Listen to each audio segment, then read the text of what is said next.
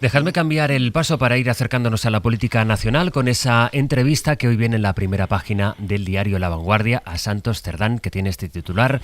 Dice: soy inocente y no he hecho nada de lo que dice la UCO.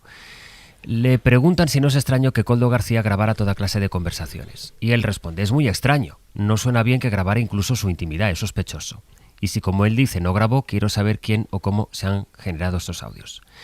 Le pregunta por ese audio con Koldo García en el que hablan de una obra en Sevilla, de otra en Logroño, de repartirse dinero. Le preguntan: ¿se repartían dinero? Y dice Santos Cerdán: no, y no reconocemos estos audios. ¿Recuerda esas conversaciones? No. Esas conversaciones no han existido, contesta él. ¿Se reconoce? No reconozco, dice, ni las conversaciones, ni ha existido nunca este contexto con Koldo ni con Ábalos. Dice que se siente víctima de una persecución política por su papel en las negociaciones del PSOE, que es inocente. Dice: no he hecho nada de lo que dice la UCO. Han hecho un atestado donde fuerzan las cosas para llegar a unas determinadas conclusiones que no se ajustan para nada a la realidad. Sobre Pedro Sánchez, dice: Pedro Sánchez fue muy contundente contra usted cuando se conoció su imputación. Así que le preguntan: ¿considera razonable esa postura? Y Santos Cerdán responde: me va a permitir que solo hable de mí. Yo soy inocente y confío plenamente en demostrarlo. Las valoraciones de terceros ya las juzgará el tiempo, pero con lo que me conoce Pedro, yo pensé que lo tendría claro. Dice también que ha habido muchas presiones para que cambiara su línea de defensa. Y en la última pregunta donde dicen: si todo se aclara, ¿volverá a ser militante del PSOE? Y entonces Santos Cerdán, que hasta hace nada era el número 3 del PSOE, dice: si todo se aclara, yo quiero vivir tranquilamente con mi familia, pasar página y no volver nunca más a la política. Ignacio, ¿qué cambia esto las cosas? Es que las cambia en algún sentido. No cambia mucho, ¿no? Básicamente nos da a conocer cuál es su estrategia de defensa de cara al tribunal o a un posible juicio, y es negar las escuchas y decir que él no es el que habla, que esas escuchas él no se reconoce en él, es decir, que va a intentar pues desmontar desde el punto de vista procesal una de las pruebas, o la prueba más evidente, que son las escuchas. La cuestión es que, claro, si esas escuchas, si él dice que no son ciertas, pone en duda incluso la figura de Koldo en las grabaciones de las escuchas, entonces, claro, la pregunta es por qué las grababa, por qué las guardaba tanto Ábalos como él tan celosamente en diferentes sitios. Cuando entraba la Guardia Civil, de repente intentaban sacar alguno de los discos duros ocultos. Es decir, que bueno, si eso no es cierto, si esas escuchas no son ciertas, si no se sabe por qué se han grabado, la cuestión es por qué los otros parece ser que las guardaban con mucho celo en muchos sitios distintos, y no, ellos nunca han dicho que ellos no son ellos. Es decir, que es una cosa extraña que ahí hay varios hablando y unos guardan las escuchas, se reconocen en ellas, o por lo menos no dicen que no son ellos, y una tercera parte sí, ¿no? Yo creo que todo es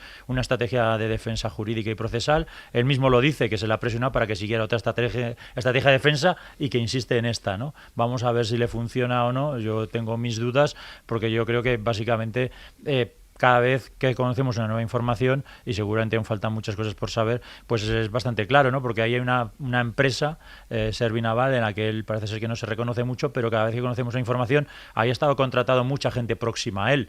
Todo es muy intrigante, ¿no? Que de repente una empresa con muy poca actividad tenga contratada a un círculo de personas muy próximas a quien dice que no se reconoce, que nada es cierto. En fin, yo creo que no sé si le va a funcionar esa estrategia de defensa. Él reconoce que conocía a Anchón Alonso, que lo conoce en 2004-2005, dice. Entonces le preguntan por qué firmó un acuerdo como socio de Anchón Alonso en Servinavar. Y dice: hay que remontarse al 2015, cuando el PSN tuvo los peores resultados de su historia. Tenía dudas sobre mi continuidad en la política y Anchón me propuso un proyecto, pero renuncié al mismo al cabo de pocos días después de hablar con mi familia. Mariam. Bueno, yo creo que lo más interesante de esta estrategia es esto, fundamentalmente, de estas entrevistas, es su estrategia de defensa. Es sorprendente, ¿no? Porque lo está negando todo, incluso está acusando a la UCO de tener grabaciones en las que, dice él, no se reconoce, ¿no? Yo creo que esto para mí es lo más interesante, y que se mantenga ahí, ¿no? Negando absolutamente todo, y que diga, bueno, pues que es todo una operación política contra él. Yo creo que que es un hombre roto, que se siente traicionado. Eso es lo que se ve también en la estrategia por quienes les llevan el poder y de alguna manera está jugando un poco con romper el pacto de silencio. Recordemos que un secretario de organización es como el conserje de un edificio, ¿no? Ve todo, sabe todo, pero normalmente calla porque forma parte del sistema. Entonces, cuando él dice... No sé si conserje o jefe de estudios, ¿eh? Sí, o sin currículum o con currículum. Ahora vamos a eso. Pero bueno, una de las frases para mí claves, que es como, uy, estoy ya aquí en el borde del precipicio, es con lo que me conoce Pedro, yo pensé que lo tendría claro, ¿no? Yo creo que aquí está jugando con esto, ¿no? Cuidado que rompo este pacto de silencio, no sé si ya él ve que le debe lealtad o no a alguien, si tiene incentivos para proteger al propio partido o puede usar sus secretos como moneda de cambio, ¿no? Pero lo que me resulta también muy revelador es que es también esta soledad, ¿no? Un hombre que es durante años la mano derecha de Sánchez, que es el negociador de los independentistas, que es el secretario de organización, es decir, que forma parte del núcleo duro del poder.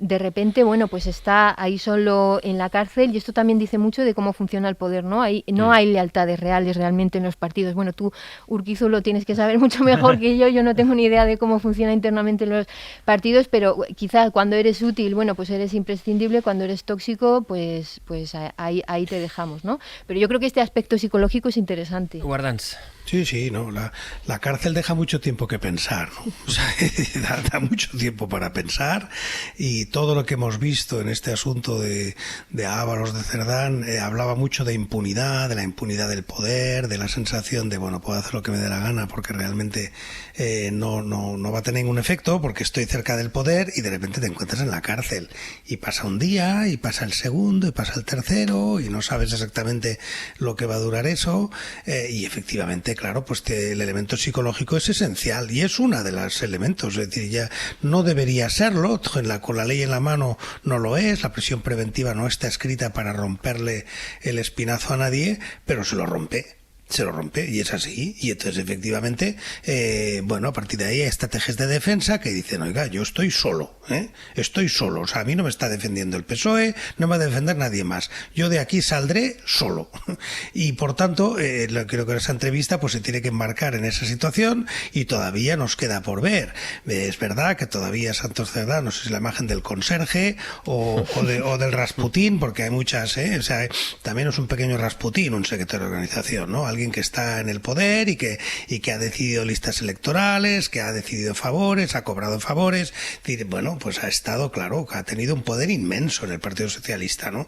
Y entonces, ¿en qué momento decide, oye, para salir de aquí yo tengo que empezar a exigir alguno de los favores que me deben o a poner sobre la mesa información que tengo, etcétera? Todo eso es parte de la estrategia personal y es lo que hace pues que la imputación de una persona con responsabilidades políticas pues acabe contaminando el debate político, claro, lo contamina, porque parte de la estrategia de defensa es contaminarlo. Es que además, Astre, es que sí parece genuinamente sorprendido de encontrarse en esta situación, ¿no? O sea, a mí sí suena auténtico esto, su sentimiento de indefensión, que es realmente inocente y que es víctima de un montaje judicial, y esto, bueno, pues nos lleva a pensar que a lo mejor es verdad, que vivía en esta burbuja de impunidad tan completa que realmente creía que nunca le iba a pasar nada, ¿no? Yo es que ya vivo con un acercamiento a la realidad que incorpora tantas dosis de incredulidad. Sí, no, que bueno, no sé. Además es una entrevista que él ha hecho, ha respondido a través de sus abogados, no se le ha podido repreguntar, pues eso es lo que él ha querido decir, como bueno, pues claro, está en su derecho, solo faltaba.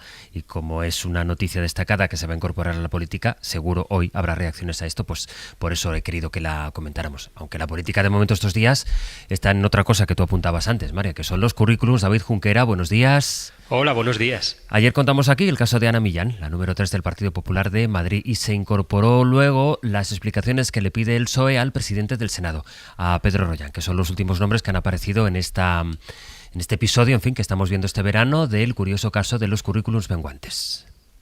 Siguen reproduciéndose los casos de titulación evanescente. El de hoy afecta directamente a una de las principales instituciones del Estado, al presidente del Senado.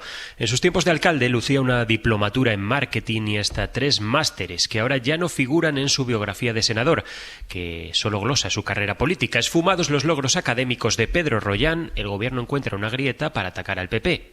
Esta es Diana Morant. Que el señor Feijóo que ha puesto el listón tan alto, que pide tantas dimisiones, pues tendrá que predicar con el ejemplo, creo yo. Pero es el señor Feijóo, el que está exigiéndole a los demás y que luego exige muy poco para sí mismo. En el equipo de Royan defienden que esos títulos no se incluyeron porque no eran homologados. Se cosecharon en una institución privada y no tenían el fuste suficiente para ponerlos en el currículum de todo un presidente de Cámara Alta. Para Génova es poca cosa, igual que lo de los folletos electorales que le daban una licenciatura que no tiene a Ana Millán, la número 3 del PP de Madrid y vicepresidenta de la Asamblea madrileña. Así despeja el balón el vicesecretario popular, Juan Bravo. Conocemos lo que hemos conocido por los medios y según hemos conocido por medio de ustedes, se circunscribe al hecho de un error en un folleto publicitario. Ustedes conocen lo que ha pasado con nuestra compañera, cometió un error, pidió disculpas y dimitió. Y si nos acercamos a lo que pasa en otras formaciones políticas, pues yo creo que conocen ustedes también las irregularidades en el currículum del señor Puente, del señor Pachi López, del señor Sánchez, de su señora. Así tenemos a los políticos patrios pasando el verano repasando currículums. Sigue insistiendo el PP en que los historiales académicos de un buen puñado de cargos socialistas tienen sombras de sospecha, pero no parece que tenga intención de vivir un nuevo episodio Noelia Núñez en sus filas. David, gracias. Gracias a vosotros. Lo hemos comentado ya otras veces porque parece que va a ser el asunto casi la serpiente de verano, Ignasi, pero no se trata tanto de la titulación exigida, sino de ser honesto en la titulación que tú declaras. Es eso. Sí, y además es algo que afecta a todos, ¿no? A mí me parece bastante ridículo esta sensación de somos mejores que ellos, ¿no? Lo intentó Noelia Núñez en su carta de dimisión, ¿no? Yo no soy como ellos, aquí vamos a demostrar. Bueno, pues no, ya se ha demostrado que también pues todo el mundo tiene su lío, todos, incluso Puigdemont, que ha salido poco, ¿no? También Puigdemont resulta que mintió, Puigdemont no tiene ni el bachillerato terminado, me parece importante explicarlo, o sea, que no, el licenciado en periodismo Puigdemont no es licenciado en periodismo y ni siquiera tenía el bachillerato terminado según ha aparecido ahora, ¿no? Lo que tenía, estuvo trabajando de becario en un medio. Es decir, que afecta efectivamente a todas las fuerzas políticas y creo que nadie debería tener ningún tipo de esa especie de orgullo, es decir, de dar lecciones a nadie.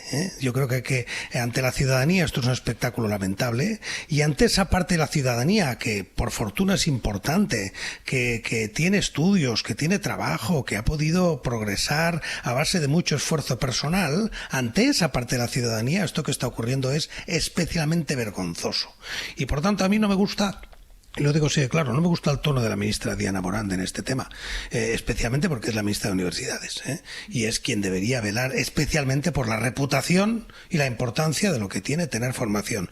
No estamos en el año 82, no estamos en el año 77, en que uno podía defender a Marcelino Camacho y decir, no le vamos a pedir estudios. Por supuesto que no, por supuesto que no. Pero el año 2025, una cosa es no exigir que alguien se pueda presentar a diputado si no tiene un título, porque es verdad, no se puede exigir, y la otra ridiculizar la formación, ridiculizar la preparación y considerar que cualquier persona pues tiene 3 másters porque se ha pasado 2 tardes o porque es amigo del rector. Eso no puede ser y hace mucho daño. Por tanto, efectivamente, está en juego aquí, José Luis, la mentira, está en juego el engaño, pero está en juego también el respeto a lo que es estar formado. Y el respeto a lo que es estar en servicio público preparado. Yo creo en el servicio público, creo en la política. La he defendido siempre, le he dedicado una buena parte de mi vida. Bueno, pues como lo creo que hay que tener el coraje de decir, para ir al servicio público queremos gente preparada, queremos legisladores capaces de leer una ley, un proyecto de ley capaz de entenderlo. Eso es la formación. Si vamos a creer que no, que realmente para la empresa, para montar un bar, para montar una pequeña pyme, para ser autónomo hace falta formación. Pero para legislar sobre energía, sobre transportes, sobre ferrocarril, sobre inteligencia artificial, sobre los tipos de interés, sobre comercio internacional, para eso no hace falta nada. Para eso hace falta que tengas un amigo que te dé un título y 3 másters en una tarde y ya están. Eso es una vergüenza y eso hace mucho daño. Por tanto, efectivamente, este tema me parece más importante de lo que algunos creen, por la mentira y por la imagen que está dando de lo que supone tomarse en serio el servicio público y estar preparado y no pretender cubrirse con plumas ajenas, ¿no? Yo no, bueno, os toca a vosotros debatir, pero yo no. Y entonces, ¿dónde está el límite? Es decir, ¿por qué tiene que ser una persona? ¿Por qué todos los diputados tienen que ser ¿Licenciados entonces o no, graduados? No, depende, depende de la edad que tengan, entre otras cosas. Si tienes 25 años, sí. Si lo que tienes son 40, has estado trabajando y has tenido una experiencia profesional, pues por supuesto no.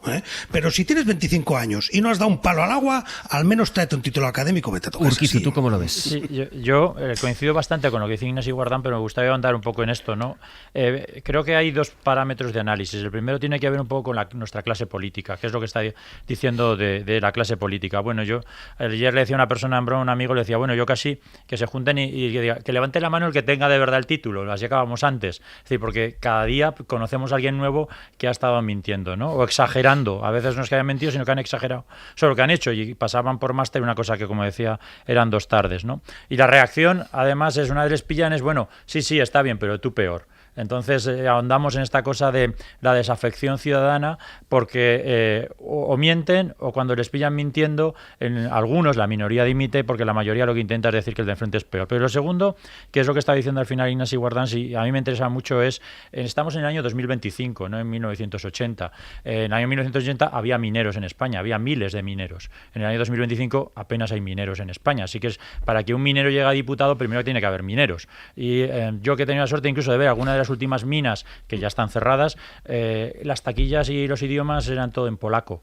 Es decir, que es que ni siquiera había muchos españoles trabajando de mineros ya en las últimas minas abiertas. Es decir, que a veces decimos, claro, es que en los años 80 había gente sin formación en el Congreso de Diputados, efectivamente, porque era 1980. Es que estamos en el año 2025, donde afortunadamente se ha hecho un esfuerzo en un sistema educativo universal, que tiene becas, que tiene un montón de oportunidades para poder estudiar. Por lo tanto, uno, al final, tiene que también explicar que teniendo oportunidades, ¿por qué no hacer las cosas? Porque si la explicación es, mire, es que me he pasado toda mi vida en las juventudes de los partidos asistiendo a los mítines y poniendo sillas. Entiendo esa parte, Ignacio, sí, pero entonces, sí, pero explícame qué diferencia hay entre ese argumento y a dónde te lleva, entendiendo esta parte, al juez que critica que no está dispuesto a admitir lecciones de una cajera de un supermercado. ¿Qué diferencia hay en ese argumento? Bueno, no sé muy bien en qué contexto se produce el juez. Sí, claro, si están hablando desde el punto de vista jurídico, un debate jurídico de la aplicación de las leyes, pues se un juez de la Audiencia Nacional que dijo que él no iba a aceptar lecciones de Irene Montero porque su formación era ser una cajera de supermercado. Lecciones jurídicas probablemente tenía razón, ¿no? Pero Irene Montero es algo más que eso, es decir, que es una persona que es psicóloga, que está formada, que ha pasado por un conjunto de responsabilidades. Yo creo que no define justamente Irene Montero el calificativo despectivo que hacía ese juez, ¿no? Pero lo que quiero decir es que en este debate podemos pasar al otro péndulo del extremo, de decir, bueno, que no pasa nada por no estar formado. Bueno, ¿cómo que no pasa nada? Es que para ser barrendero te piden mucha formación. Muchas. Si tú vas a un ayuntamiento para poder, te piden titulaciones, un mínimo, tienes que pasar un examen. Yo creo que eso es un falso dilema. No es un falso dilema. Sí, sí lo es. Es decir, a mí me pasa a Ignasi como que... No Ignasi es un péndulo. Estamos pasando al otro. No pasa nada, pero eso. Pero a mí me pasa un poco como a Ignasi, yo he estado en 2 parlamentos, en el Congreso de Diputados y en las Cortes de Aragón. Y claro, ahí se legisla sobre muchas cosas. Ahí hay que opinar sobre muchas cosas. Y claro, si las personas que tienen que hacerlo no tienen la formación suficiente, ¿qué es lo que sucede? Que otros legislan por ti. Fíjate. ¿Y quién legisla por ti? Los grupos de interés, la gente que se presenta allí con un montón de enmiendas y de textos que acaban reproduciendo los representantes públicos, porque como no tienen la formación, lo hacen los demás por ti, y en lugar de representar los intereses generales, acaba representando los intereses particulares de unos grupos de presión. Tú has estado en 2 parlamentos, pero como yo he vivido mucho la vida parlamentaria, como bien sabes, desde este bando, también te diré, tampoco vayamos a explicarle a la gente que todos los diputados, los que tengan formación, están al detalle de cada ley, porque para eso hay una corte de asesores y una corte de técnicos que ayudan a cada diputado. Es decir, que la formación te puede garantizar muchísima experiencia para sacar adelante una ley energética, si es tu ramo, pero luego acabas votando una ley sobre gasto en defensa que acabas haciendo lo que te dice tu partido que hagas. Sí. Es decir, José Luis, cuando quieras hablamos de tarea legislativa, pero yo no te doy la razón. Vale, pues voy con Mariam y luego me rebates. Venga, Mariam. A ver, aquí, por eso yo creo que es un falso péndulo, porque aquí estamos hablando de otra cosa que también es muy importante, que es de representación. Y estamos hablando de un momento en el que hay una crisis de representación. Si la política consiste en representar a toda la sociedad, ¿por qué los representantes deben salir solo de un segmento, el universitario, que no llega ni al 40% de la población? Y voy a poner un ejemplo más concreto. El caso del Partido Demócrata. Cuando Hillary Clinton pierde ante Trump, una de las autocríticas más duras fue precisamente esta. El partido se había convertido en un club de graduados universitarios de élite que ya no conectaba ni con los trabajadores sin título universitario ni con su propia base. Es decir, que los partidos tienen que ser porosos a la sociedad y sobre todo a los votantes a los que representan. Trump, irónicamente, ha capitalizado el sentimiento antiélite, siendo el mismo multimillonario, pero presentándose como gente que habla, como alguien que habla como la gente normal.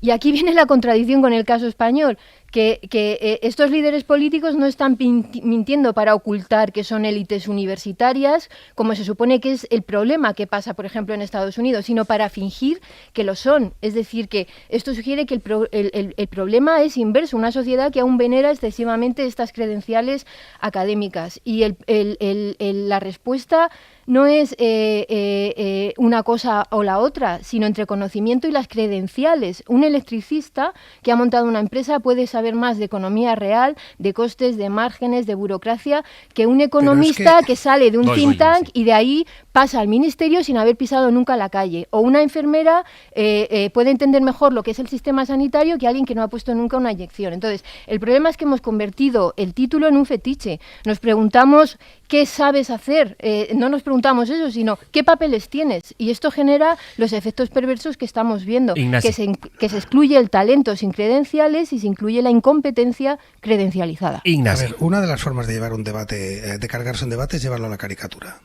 Una enfermera tiene muchos... creo que vosotros lo estáis llevando a la caricatura, ¿no? No, perdóname, los ejemplos que tú has puesto. Una enfermera tiene bastante más formación que el presidente del Senado de España. Una enfermera, para ser enfermera, para poder tener el título de enfermera, tiene, por lo que sabemos en este momento, más formación y más horas de estudio que el presidente del Senado de España.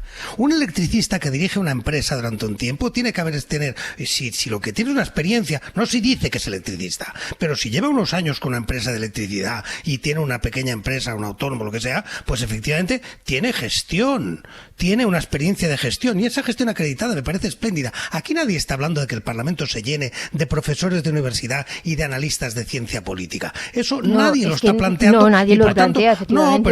Sí, porque lo has comparado con lo que ocurre con Estados Unidos, con Harvard, que efectivamente demasiada gente de Harvard por ahí y muy poca gente con los pies en el suelo, que es lo que dice Bernie Sanders. Ese debate no es el que tenemos aquí, perdóname. El debate que tenemos aquí es gente que ni tiene formación ni tiene experiencia, que son personas huecas, son cajas huecas que empezaron su carrera profesional efectivamente poniendo sillas en un meeting y colgando carteles y siendo leales a su jefe, y que han hecho toda su progresión no como electricista, no como enfermera, no como minero, no poniendo inyecciones, no, exclusivamente aplaudiendo a su jefe. Y de eso estamos hablando. Toda esta gente a la que estamos criticando no es gente a la que critiquemos porque ha tenido una carrera profesional fuera, en el campo, en la industria, en la mina, donde queráis, en la administración, no. Son gente que solo ha vivido a la sombra del partido, que solo ha progresado por su lealtad, que no ha tenido ni una sola hora de estudio serio de nada, no de políticas, de nada, y que solo ha prosperado por lealtad, y que cuando ha llegado a su responsabilidad política ha tenido que cubrir su desnudez, porque de eso estamos hablando, su desnudez con títulos inventados. No hablamos de alguien que ha trabajado de farmacéutico, en una granja de cerdos, me es exactamente igual. Si me llega alguien, y lo digo, en Cataluña tenemos mucha experiencia, la importancia de las granjas de cerdos, o sea que tengo mucho respeto por la gente que lleva granjas de cerdos, conozco algunos, Bueno, pues si alguien llega al Parlamento habiendo administrado una granja de cerdos muchos años, fantástico, y si llega una enfermera, tengo enorme respeto por las enfermeras. Así que esto no va de ser supertítulos, va de usted que aporta. Si lo único que aporta es lealtad al jefe y un título falso, usted no merece estar aquí. Sí, es que estoy de acuerdo, porque el debate no es entre ser universitario y no serlo, eso no es. Uno puede tener un grado medio o un grado superior de formación profesional y estar muy formado en mil materias, por lo tanto existen muchas formas de formarse más allá de la universidad y todas, aportan muchísimo, o como me dice, tener gestión, haber estado en algo más allá de eso, ¿no? Es que ese es el debate. Es decir, que estamos viendo, por ejemplo, el currículum de Noelia Núñez, que fuera de la política no tenía nada, no había hecho nada, y claro, como no tenía nada, pues exageraba su formación, diciendo que había acabado cosas que no había acabado y que además iba alimentando esa situación, y estamos viendo, no uno, sino 2, 3, cada día conocemos a una persona, y es una pena porque además hay gente que lo ha hecho bien en política, es decir, que hay gente que había hecho una buena tarea en política y que está viendo empañado su trabajo político por no haber dicho la verdad y no haber admitido determinadas cosas, ¿no? Por lo tanto, el debate no es básicamente ser licenciado frente a lo demás, no, uno puede tener muchos tipos de formación distinto, pero además de eso, a mí lo que me preocupaba es el mensaje también que transmitimos a la sociedad, decir, bueno, es que no formarse, y de nuevo, formación profesional es formarse, no formarse, que tampoco pasa nada, bueno, es que hay muchas familias que hacen muchos esfuerzos para que sus hijos se formen y tengan unos estudios y se están sacrificando muchísimo, y ahora no les podemos decir que no pasa nada por no estudiar, es decir, que es que hay muchos chavales en muchos sitios, en los colegios, en institutos, en muchos lugares que no pueden recibir el mensaje de que, bueno, que no pasa nada porque no hayas estudiado nada, claro que sí, que es que estudiar es bueno, que es que estudiar te aporta mucho en la vida, es que leer, formarte, lo que sea, que no hay que ir a la universidad, que se puede formar uno de muchas maneras muy distintas a su afortunadamente nuestro sistema educativo. Un minuto me queda, María. Es que yo creo que el debate sí se ha orientado precisamente así, en el título como un fetiche, y de hecho de lo que se está hablando ahora es de esa titulitis, es decir, los políticos lo que están haciendo ahora mismo es decir que han mentido sobre sus títulos, no sobre su formación, sino sobre sus títulos. Entonces, es un debate que vale, que puede tener con esto que se hablaba, ¿no? Con la endogamia. La endogamia es letal para la representación, y a esto me refiero, es decir, todos los políticos tienen el mismo molde y además tienen esta titulitis, que vienen de universidades, oposiciones, las juventudes partidistas, el mismo recorrido profesional en gabinetes, en asesorías, o directamente mienten, ¿no? Entonces acabas con una clase política que habla de sí misma, es como una cámara de eco institucionalizada, y este es el problema, la endogamia. Sí. Pero se está hablando de la crítica a la titulitis, si es que lo que no podemos hacer y lo que hemos hecho es convertir precisamente los títulos en un fetiche.